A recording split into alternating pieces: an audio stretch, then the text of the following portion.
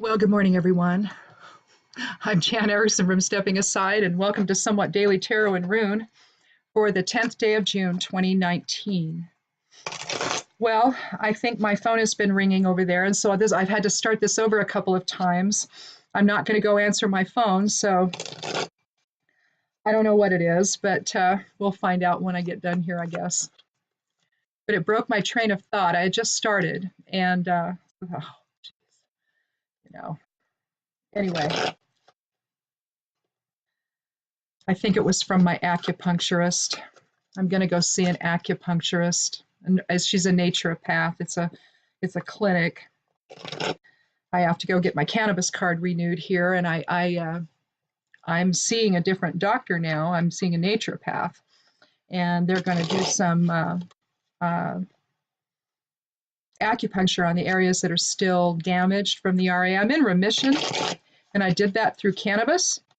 And I stay in remission with cannabis and also with herbs and the herbal stuff I make. I created a RA tincture for myself that's working very well. But between all of it, I've stayed in remission now since 2011. So, I think I'm doing pretty well. But I don't want to assume that, I'm out of the woods or anything. But so far, I've been able to maintain it. And so I have to go get that renewed today, and I'll send that in and to the state, and then next week is when I go, and I'm going to have them look at my knee and my elbow, and maybe my finger. I don't know, to see what they can do to maybe increase healing in those areas. I think that there's enough damage there that although some of it's being eradicated and reversed by the cannabis oil I'm on, it's just not, there just may be enough that I'd like to maybe have a little extra help with that. And so I'm going to go and see them. And that may have been them calling, I think. I kind of recognized the phone number when I kind of looked, but I can't do that right now. So I don't want to get on the conversation with them and, and then I got to go to the other place, and then I don't get this done. So it's like, come on, folks, leave me alone. Anyway. So anyhow, today is a one day. It's a day of new beginnings. And in this month of harmony and higher self-influences, it's a 6. It's a 6 energy. In this catalytic 3 year. So you kind of get an idea of how, even without knowing what the cards say, we already have some energy working today, just through the numerology of the day itself. And coupled with the month and the year, it just adds a whole other dimension to things. And then we look at that also, when we're looking at the cards, we're looking at the numerology of the cards as well. So we'll be looking at that. If this is your first time here, I do a little more than just throw 3 cards down. So, I like to look at the numerology of all of it. I take the cards randomly. Instead of laying 3 down at once, I'll take one at a time, counting to the 13th card each time and taking that one. I was born on the 13th, and 13 is everywhere in my life, so I just do that. It's just my process. You don't have to. And then I look at a rune, and then I create a geomancy rune after I do that one. So we kind of just get a overall, look from different divination methods to just kind of see what the day is going to bring, and if it's building on the week before or the day before, what have you, or if we're maybe turning into a new corner. And we've been in the position now, I think, of kind of reevaluating how we see things. Are we seeing the other instead of the other side of self? Are we trying to stay divided when the truth is we need to come together? Are we being deliberately or willfully blind to what's in front of us? So these are the kinds of issues that have been coming up. And we're sort of in a place now, I think, at least last week, where we were moving in a different direction, maybe. And it just seems like we've been doing that. May was a 5 month. And so that's, change, both change and fulfillment. And then last year, of course, was an 11 year, and that was illumination. And so here this year, what are we going to manifest with being a 3 year? What will we manifest that we learn? Are we going to stay in the same, you know, road that we've been on, the same path we've been on, one that doesn't seem to serve us very well? And so it almost seems like the energy is getting there and creating the space for us to make that realization that in fact, no, this method of thinking, this way of thinking, this way of perceiving things isn't getting us where we need to go. And so maybe we need to look at it, you know, and reevaluate it and say, well, maybe this really doesn't reflect the reality that's here right now. Maybe it did at one time, but now it doesn't. You know, it could be anything under the sun. I mean, it could just be that you're just simply wrong. You know, I mean, we are human after all, and you know, at least while we're here anyway, and we are capable of getting it wrong. So it just feels like some of that is gelling maybe now for people. Let's draw the first card and see what we have for today. And if it is your first time here, thank you so much for coming. Welcome. Click subscribe. I'd love you to do that. Check out my blog over at imsteppingaside.com. It's a witch blog. It has all kinds of things. It has cannabis too. I'm an herbalist, so it's got herbs. It's stuff on Reiki, being an empath. It's just a materia medica, a grimoire. It's got all kinds of stuff on there. Anyway, check that out. Stepping Aside over at imsteppingaside.com. And again, click subscribe there too. I'd love you to do that. And if you're back, then you know I hate court cards. I love the queens.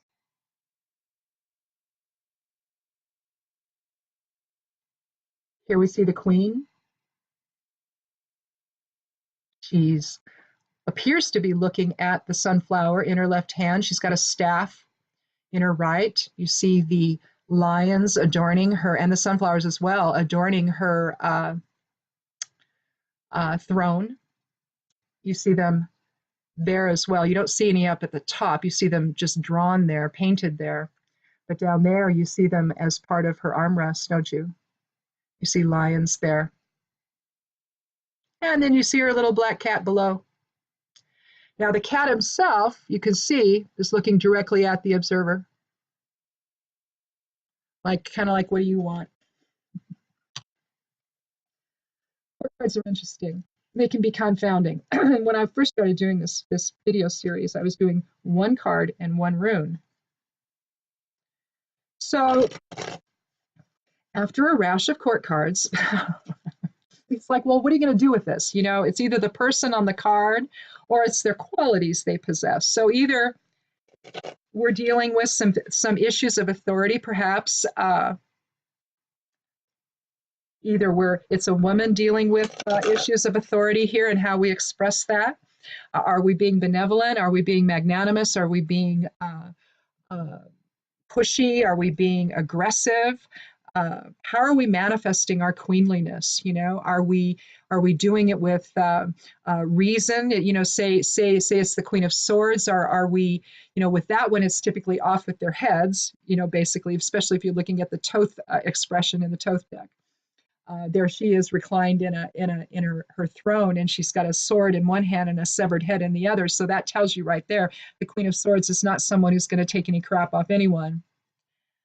But the Queen of Wands, she's creative and she likes to manifest things. So she wants to see things come to fruition. So she's likely to be helpful there. I feel dignified, though she might get in the way of it and want to control the whole thing. Wands is about the fire element, so it's about our will. So you know, all sides of that coin, you know, sometimes that works out and sometimes it doesn't. You know, if you're too much of an Aries person or a Mars energy, then maybe you lack impulse control, you know. So again, as you can see, we don't really know without anything to interact with. We have no idea what this queen's about. So maybe we're starting out with maybe how are we manifesting power? You know, particularly if we're a woman, how are we doing that? Because of course, you know, we're only allowed to manifest power so many ways. Like, no way. Yeah, well, patriarchy is alive and well, contained within the tarot.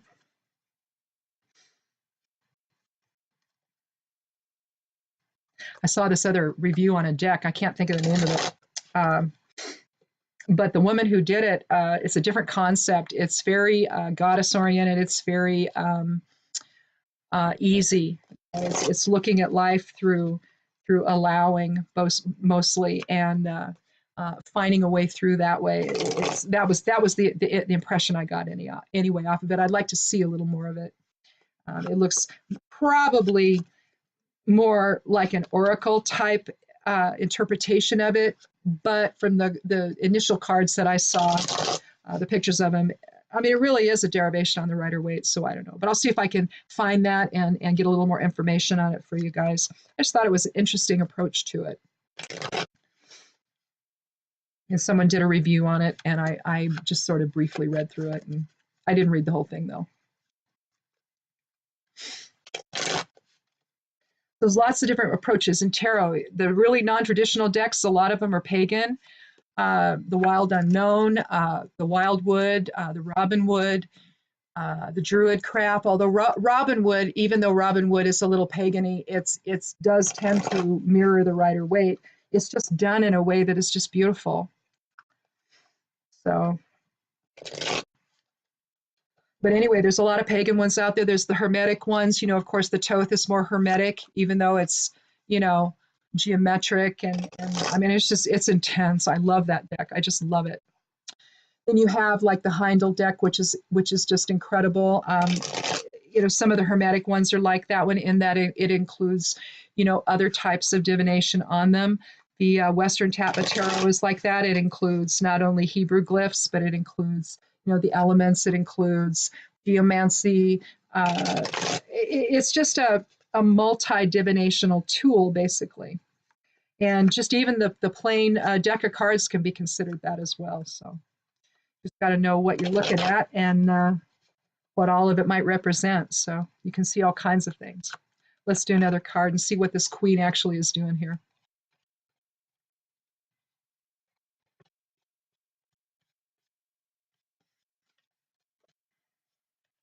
Oh, well, the Six of Pentacles, which I think represents June, myself.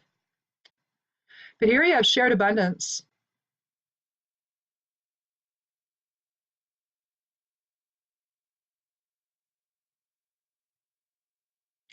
Things aren't really in balance because he has more than they do, but he's trying to make an equitable, you know, sharing of whatever is needed.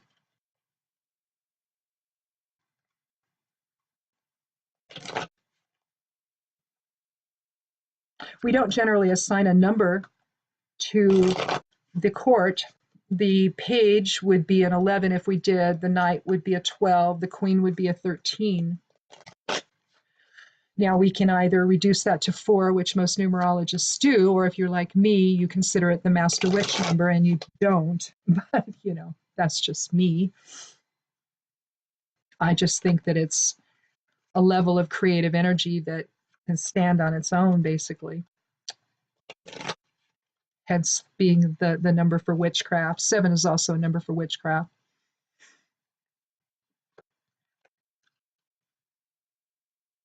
But right now, we've just got the energy of today. So harmony, balance, higher self, awareness that there's more than just you in the world.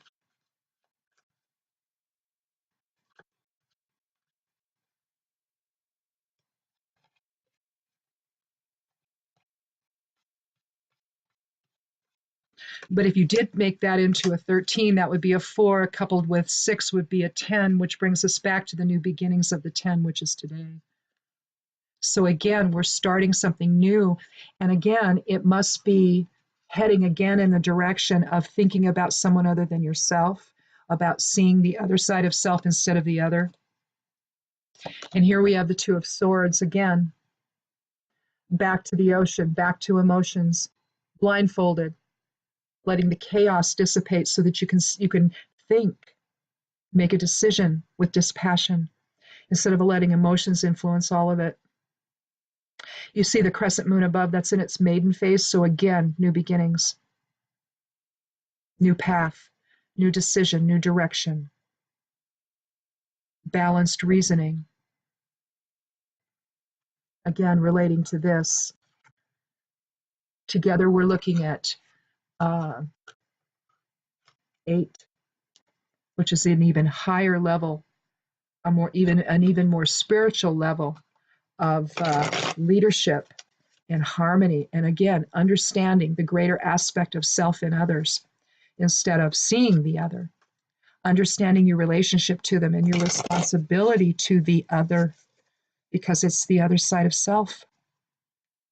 Just like you would eat in order to stay alive, to stay well. You have all of these cells working together in the body that's saying, hey, we need to eat now. Something's alerting. You need to respond, right? It's no different with each other as well.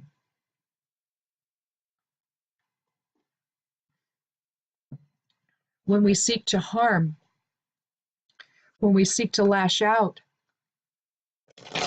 we're not seeing anyone as the other side of self. We're not blessing them for the message that they bring, for the awareness that they bring. I'm going to do one more card.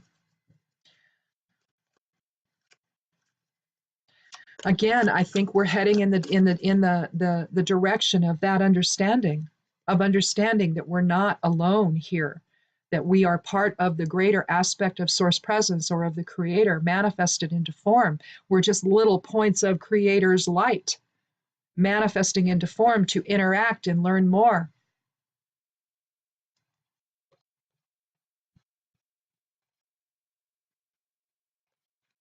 And in the 2, she's basically, well, we end with the Queen of Cups. So we're going to basically couch our reading in Queens today. But here,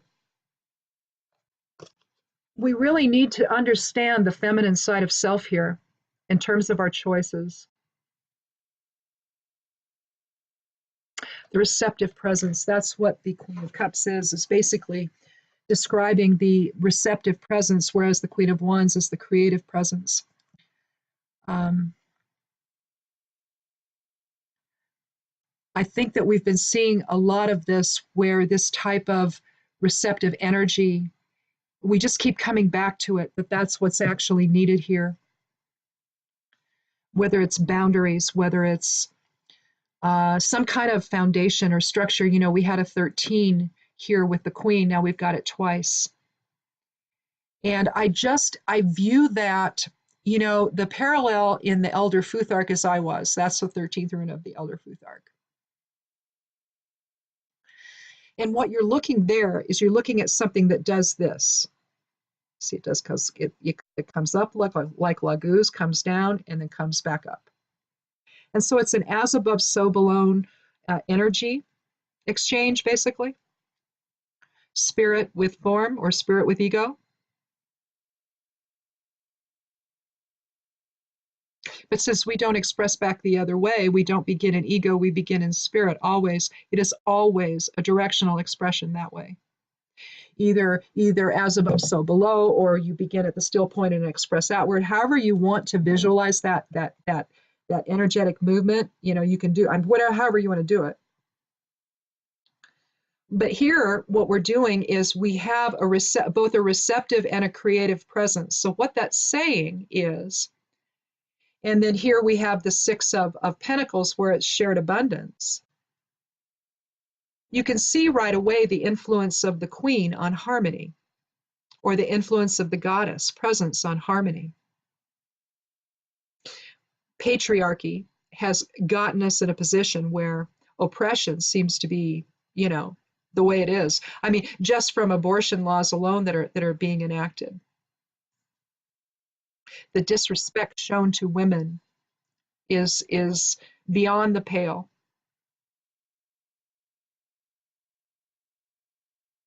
When it's a return to Goddess presence that we need to get us out of this, to understand that we're all one family and that we all need to behave that way.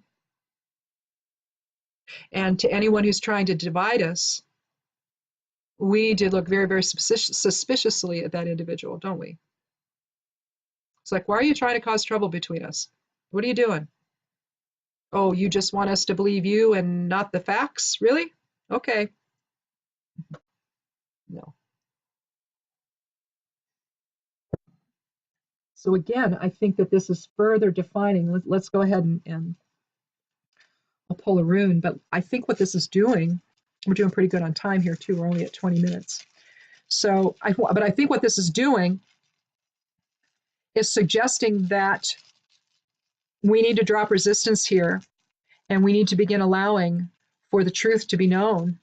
We need to begin allowing for the possibility that we are one family and that we are all part of the Creator, and that we could be no more separate if we tried, and we need to stop seeing it that way. We need to move into this experience with people. It doesn't mean that you need to go out and hand out alms to the poor. It doesn't mean that. Give of your time, give of yourself, give of your awareness, your commitment, give your love, give your unity, give your care, your concern, give your focus, give your attention. Have things matter. It's not necessarily, I mean, wealth is defined in a lot of different ways, isn't it? Probably the most important thing we can give people is our attention and our time. I don't know. Isa, a Norn rune of the static realm of the present moment, the 11th rune of the Elder Futhark, the master number for enlightenment, which is what we went through all last year. Being enlightened about everything.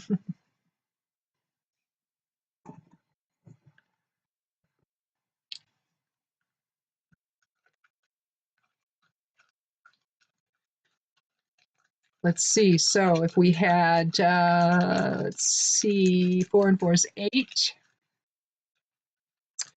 9, 10, 16, 7. That's still magic, isn't it? So I can't get to 11 here, so that I can align with that Isa rune. I'm getting the geomancy things ready to throw down. I can create my geomancy glyph.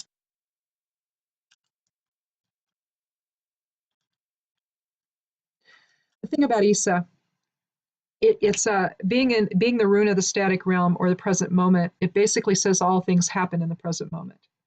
The past is gone; it's no longer happening. If it is, then it's the present moment. It's no longer the past, is it? The future is not here. The future is represented by Nathes, and Hagalaz is the rune of the witch rune, and it's the rune of the past. But Isa, actually, Nathes aligns with today, but as new beginnings, and that's why it's the rune of the future. But Isa is basically bringing everything into alignment, bringing everything back to the still point of who we are, and understanding that from at that point we can choose to either create or react.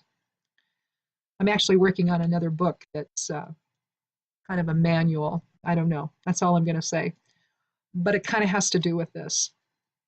We can choose to create or we can choose to react. If we react, then we're making real the illusion that we see, the collective consciousness that has created all of this. We're making real that. It's only there for playtime purposes, right? To learn from. It doesn't have to be real. It can be changed at any given moment, right?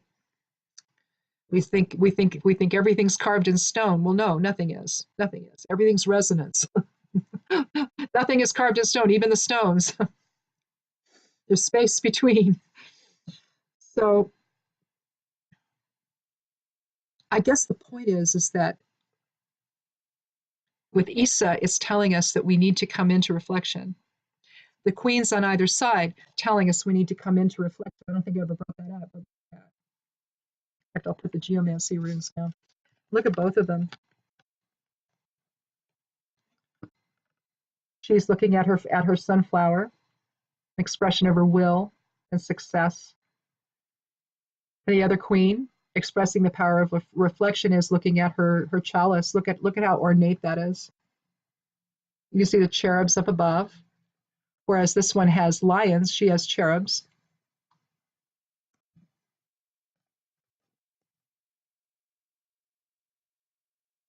I don't think there's a critter though on the bottom. Let me look.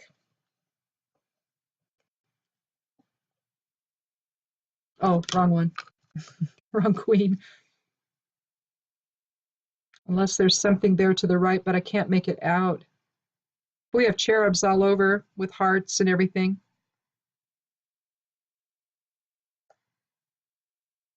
Usually there'd be a fish somewhere.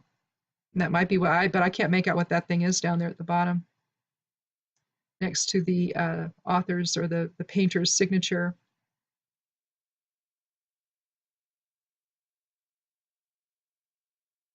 Yeah, I don't see anything. So no critter to compare with the cat here at the bottom. But we're really talking about reflection. In a sense, the Two of Swords, she's got her back to the water, but she's having to bring reason into it and to get into a new frame of mind. But to do that, we have to go inward, don't we? And that's the meaning behind Isa. You go inward, you know the truth. You know what's real and what isn't. You just got to trust that inner voice. So much is based on fear. It's like racism, it's just based on fear. We can't see someone with a skin color that's different,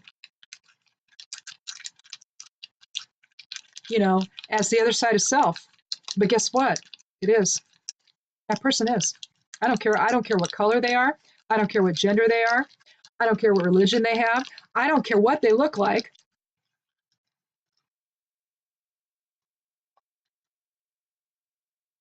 I really don't. It doesn't matter. It's all the other side of self. You tell yourself anything else, that they're the other and that it matters, you're living an illusion, because it doesn't.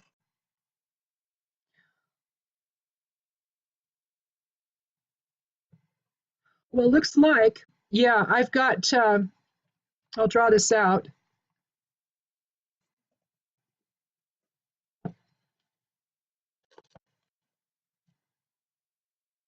Looks like we have Puer, Puer, and what that looks like is this. If you've never seen geomancy done before, if you haven't been here before, if you've never seen geomancy done, you're either throwing a handful of beans or peas or stones or something, or sticks. You just pick up a handful and throw them. And if it's an odd number, that results in a one dot, a single dot. If you throw them and there's an even number, that results in two dots. You throw them 4 times. Now, in the case of that, you would think to yourself, I'm going to throw fire, because it has to go in an order of fire, air, water, and earth, okay? And when it's all said and done, you're going to get a glyph that looks, at least in this case, like this. So if you had thrown just handfuls of something or other down, then the first one would have been an odd number of something or other, beans or peas or whatever, or stones, whatever, lentils, whatever you have. And the next one would have, again, when you counted them, it would have been an odd number, and there would have been a 1. The next one, though, would have been an even number, and the next one would have been an odd number. So that's how you create these. And then from there,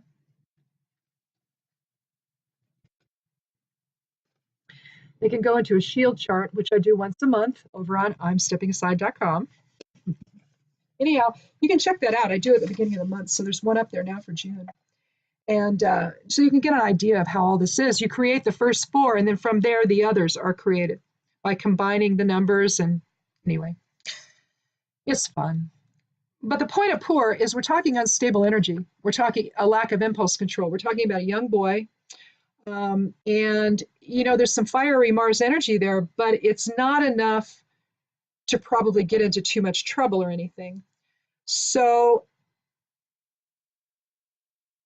it may be the reason for this type of energy. It may be the reason for this, because basically Isa and the 2 basically are the same, are they not? They align. She's going within, getting rid of all the chaos, all the noise, all the emotion, getting rid of all of it so that she can think, make a decision, and see things without, emotion getting into the way, without will getting into the way, without, anything interfering with her choice. She has to go inward to make that happen.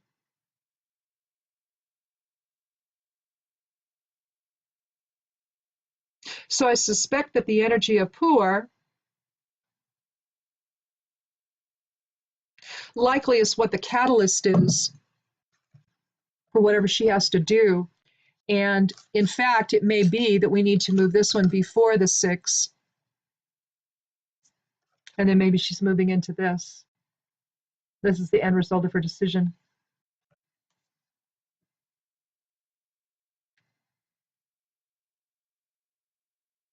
Well, that's interesting. Hmm.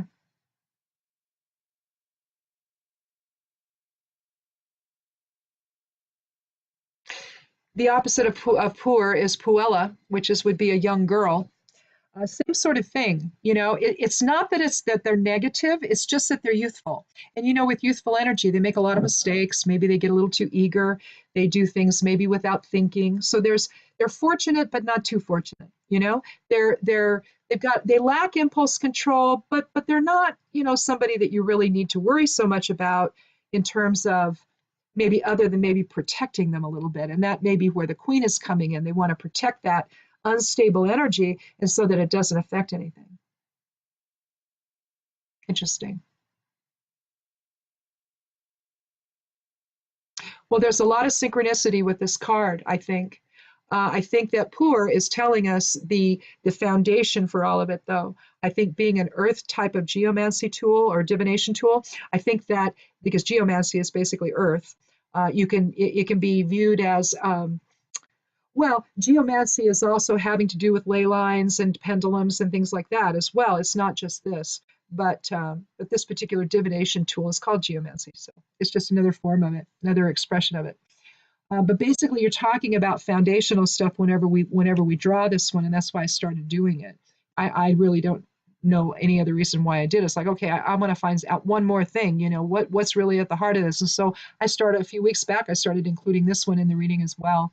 And I'm going to continue to do it because I think I mean, sometimes it can feel like an outlier, but I don't know. It's like there's something under the surface, something we've got to pay attention to. So maybe a little unstable energy, lack of impulse control that might interfere with this whole receptive influence. It's like, no, no, no, no, no, settle down, go within, feel what's right. Don't just listen, know because you felt it. Well, interesting. Not bad for a Monday. We'll see what happens tomorrow. So hopefully I'll see all of you. Anyhow, thanks so much for coming by.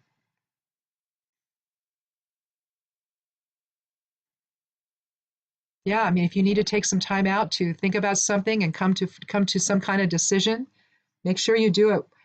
You eliminate all the outside noise in your head, all your perceptions, drop all of it. Put on the blindfold, the spiritual blindfold, and see only through the eyes of source vision. And then see if the answer doesn't become clear. So awesome. We'll see you tomorrow. Be good to yourself, be good to one another, and blessed be.